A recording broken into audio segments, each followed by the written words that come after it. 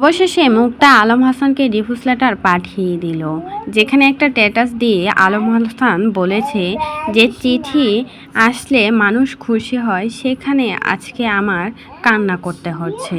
এটা তো কখনো কল্পনা করতে পারি নাই, আমার জীবনেই কেন এমনটা হয়। আসলে আলম হাসান একে একে দুই বিয়ে করেছে, দুজনেই কিন্তু তাকে ছেড়ে চলে গিয়েছে। প্রথম স্ত্রী ছিল শর্মিলা, যাকে মিথ্যা অপবাদ দিয়ে দোষারোপ করে আলম হাসান তার সংসার থেকে বের করেছে। আর সেই মেয়েটারই কিন্তু অভিশাপ আলম হাসানের গায়ে লেগেছে, তার জন্যই কিন্তু তার কোনো বউই তার সংসারে টিকে থাকতে পারে না 2 মাস।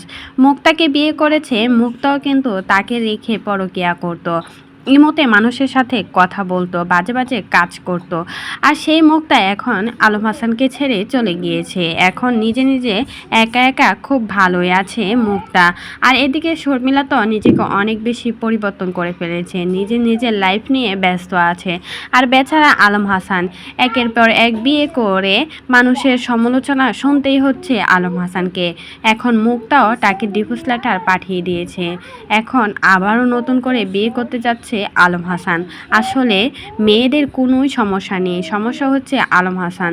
তা না হলে তার কোনো বই তার কাছে কেনই বা টিকে থাকে না, যে বউ আসে সেই কি খারাপ হয়ে যায় তার লাইফে আসলে। যে মেয়েটাকে বিয়ে করেছিল মুক্তা, সে নাকি খারাপ, তবে খারাপ হয়েও কিন্তু আলম হাসানের সংসার করতে চেয়েছিল, কিন্তু তার বাবা মা আর আলম হাসান তাকে সংসার করতে দেয়নি, তার স্বাধীনভাবে চলাফেরা করতে দেয়নি মুক্তাকে। তার জন্যই কিন্তু আলম হাসানের সাথে বনে নাই মুক্তার, আর সেই জন্যই কিন্তু ডিভোর্স দিয়ে চলে গিয়েছে মুক্তা। এখন শোনা যাচ্ছে আলম হাসানের স্ত্রী মুক্তা নাকি প্রেগনেন্টও ছিল, বাচ্চা পেটে নিয়েই কি নাকি চলে গিয়েছে।